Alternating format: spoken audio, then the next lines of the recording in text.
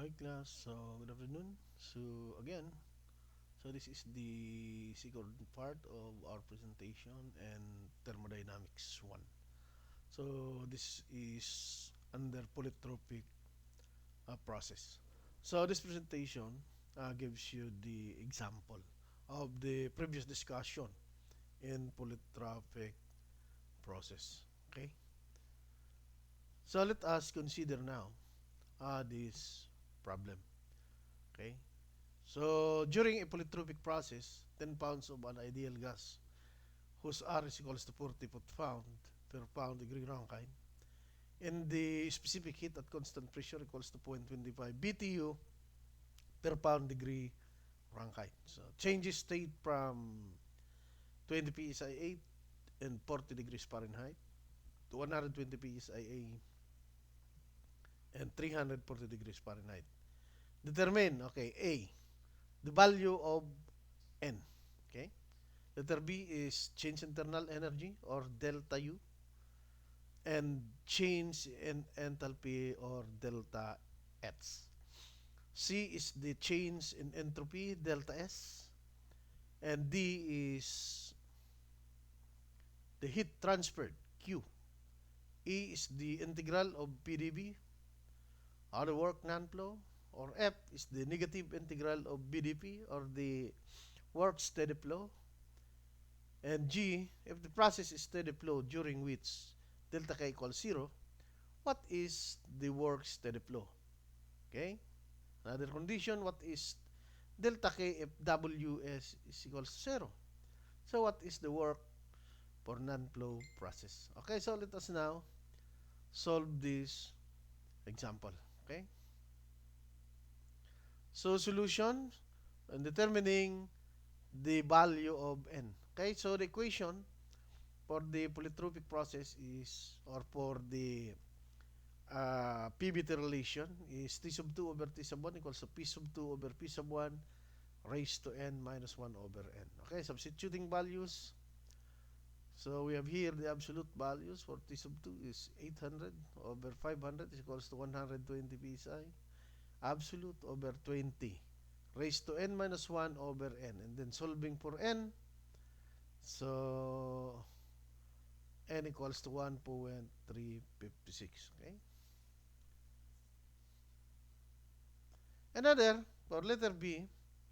So getting delta or determining delta U and delta H. Okay.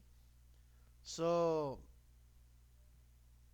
CB, knowing that CB is equals to CP minus R.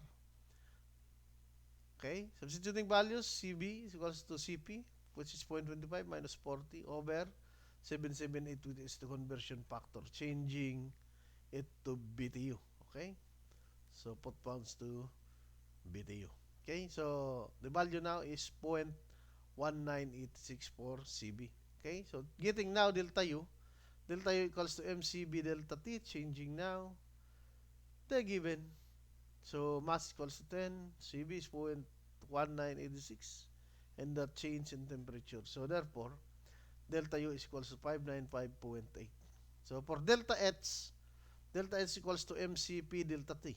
Okay, so changing or substituting values now. So this is no longer delta U, but this is delta H. So this is a typographical error.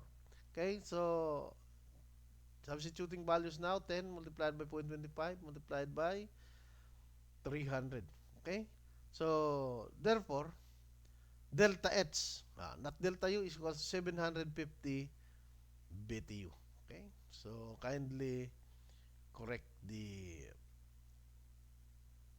parameter here. Okay, so change delta U to delta H. Okay, next for C, determining delta S. Okay, so K, knowing that CP equals to CB, and then getting now the value that is equals to 1.259, and then getting Cn, where Cn is equals to CB multiplied by K minus N over 1 minus 1. So getting Cn now, substituting value, Cn equals to 0.0541 BTU per pound degree Rankine.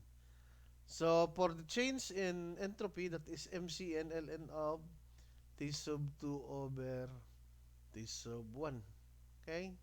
So, substituting values, M is 10, Cn is 0.0541, and then ln of 800 over 500. So, delta is now equals to 0.2543.